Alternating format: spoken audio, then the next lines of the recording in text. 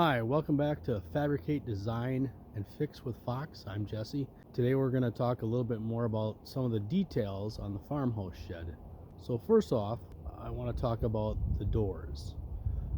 The shed has 3 doors on it, 2 on the end, which comprise this double door that's behind me, and 1 on the side, which is the main entrance that has the 2 windows on the side of it. So these double doors I made myself. So the double doors are 3 foot wide apiece, and I made these from scratch. The double doors I built from 2x6s and have sort of a barn door look. On top of the doors I put screens. These double doors were designed to be 6 feet wide, giving enough room for my lawnmower and anything large that I might want to get in. Now the reason I have these vents with screens on the top of the doors, and also why I have the windows that tilt open, is because I've been in sheds that have a heat issue in the summertime, and I didn't want that. I didn't want to go into this shed in the middle of summer and be stifling inside. So I put a lot of thought into the type of ventilation that this place would have. Here's a closer up shot of the double door with the door open up on top with the screen behind it for just ventilation. Because of the steel roof, the shed has a ridge vent up on top for airflow. In addition, I put in between every other rafter tail a screen that would also help air come in. This is the door on the side, and this is just a steel unit that I got at Home Depot. And what I like about this door is, one, it brings in light on the southern exposure, and also the door opens outward. Also on the shed, we've got 2 windows for light, and these are 2 wood windows that I picked up at Menards, and they're nothing fancy, single pane, cheap wooden windows that have been painted, and the windows have hinges on them so that they can be tipped forward. The window will open up all the way and go down, but I just have this just this hook and eye type thing, so that if for some reason it gets hot, right, I can just kind of open these up.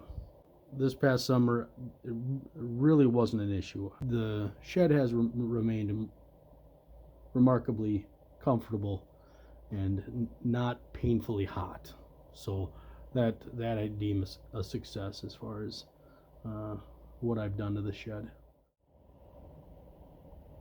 So the vinyl siding, board and batten style, is a special order item.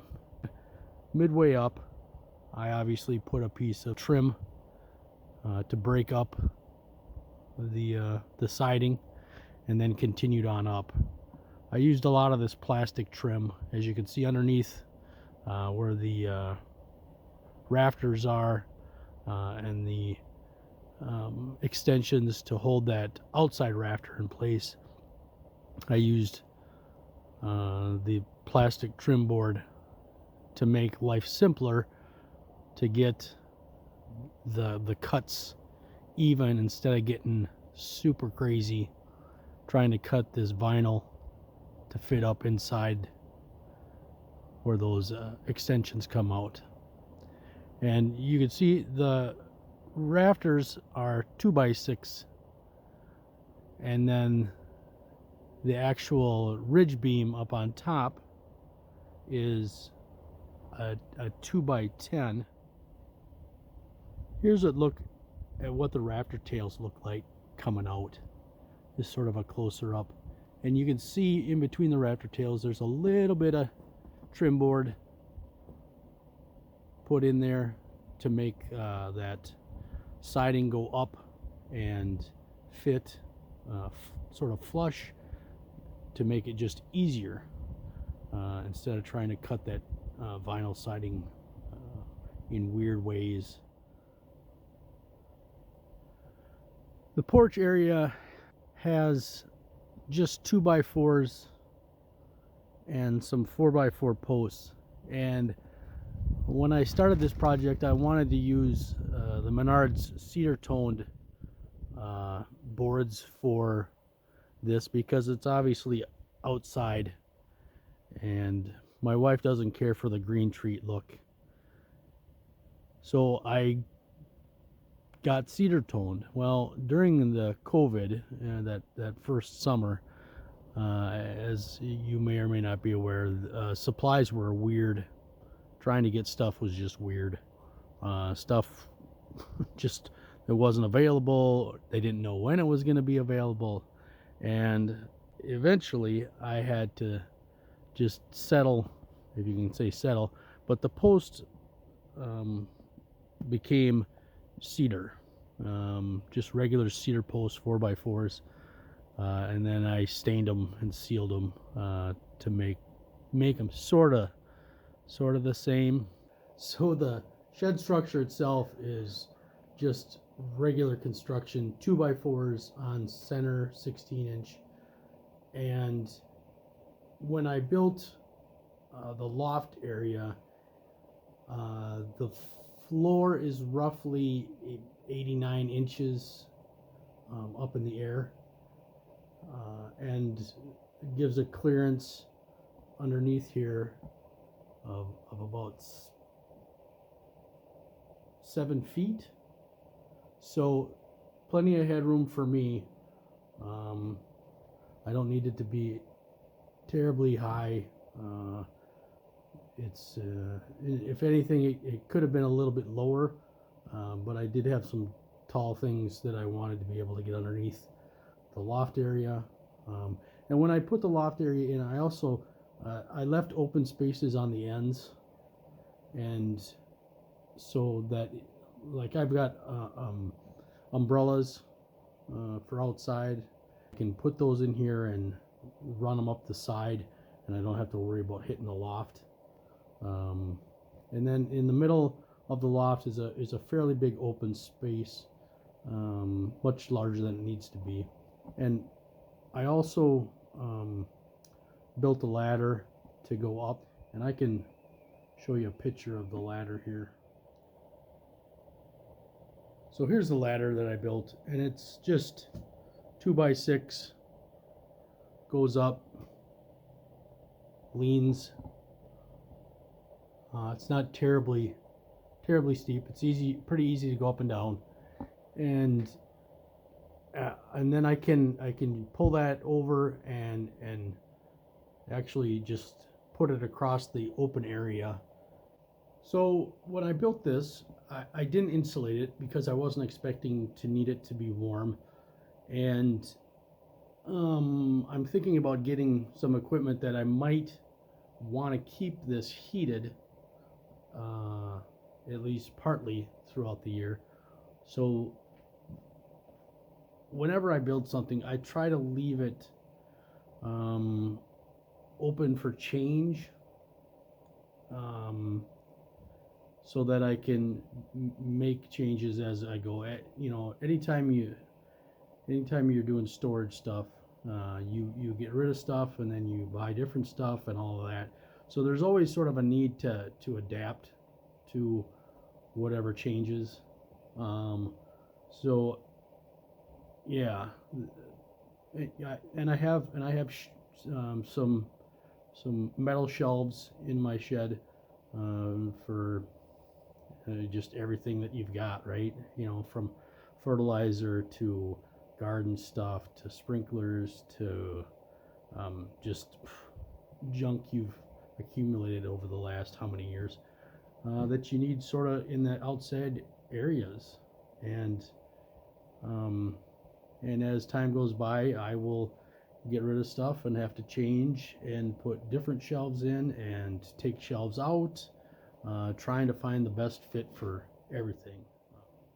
So I made the walls of the shed 9 feet tall. So when you go in, I bought lumber that was 104 inches and 5/8, and I did that for a couple of reasons.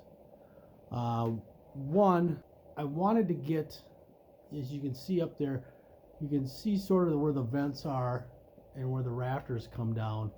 And what I wanted to have happen is that if I lowered the floor inside here, that I sort of take away that triangle that typically comes down where the rafters come into where the floor would be if it was at the same height as the ceiling. So it was to give you that 2 feet in there of rise, so that it made storage just more accessible. Because you kind of, if you go from rafter to floor and it's that triangle, it's hard to store stuff in there.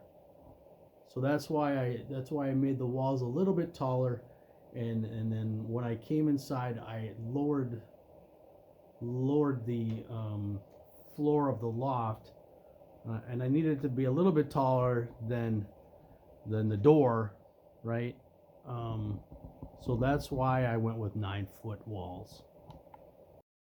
So then you ask yourself, well, why didn't you do 10-foot walls? And that comes down to, if I did 10-foot walls, then the height of the shed gets to be taller, right? And then you make adjustments with the roof. I would have had to change the pitch on the roof to keep under my 16-foot max height. And I don't know what that would have been, but I looked at all of that, and I liked the look of the higher pitch on the shed. So that's why it ended up being 9-foot walls with the 11-12 pitch. And that's, you may like a roof that is a 412 or 6 or 812, whatever. It was sort of personal preference, and also to try and get that loft area to be more useful and able to store more stuff. So I'd like to thank you all for stopping by, and just subscribe, hit the bell. Once again, if you've got any questions or comments, as soon as I figure out how to answer them, I will. And thanks again. Bye.